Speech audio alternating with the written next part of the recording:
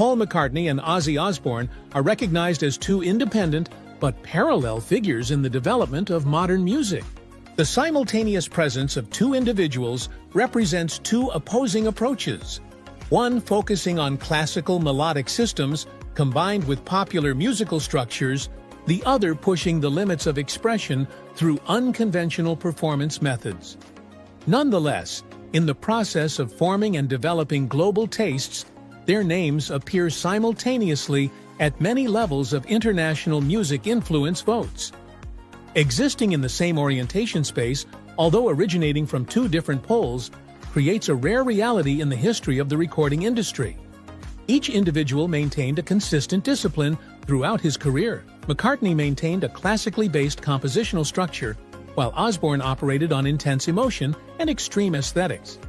This contrast in choice did not lead to exclusion, but rather contributed to the diversity of the musical ecosystem.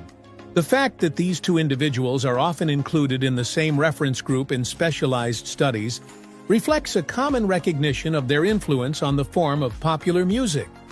They represent two lines of values that shaped public taste at different stages of market development. Their impact extends beyond the individual to the broader system of music composition, performance, and education. In-depth studies have repeatedly cited McCartney and Osbourne as two prime examples of how artists have established their identities in a competitive market environment. The way they have maintained their individual creative stances but commercial fluctuations is seen as a key factor in creating stability in the international music market. Many contemporary artists identify both as role models for how to manage their careers and preserve the value of their individual works in a fast-paced consumer environment. McCartney's direct assessment of Osbourne in his family letter has been interpreted as an act of equivalence. By using highly qualitative phrases, he conveys a message that acknowledges Osbourne's influence not as a passing cultural phenomenon, but as an artistic construct that shapes social taste. McCartney asserts, "We write in different languages, but we express the same kind of feeling, the feeling of being faithful to what cannot be changed." This statement reinforces the idea that differences do not diminish the intrinsic value of each artistic ideology. The differences in expressive forms do not interrupt the recognition of each other. In some academic documents, McCartney and Osbourne are analyzed as two opposing models of influence, but both create stable market demand in two audience segments with different consumption trends. McCartney builds a familiar and easily accessible sound system.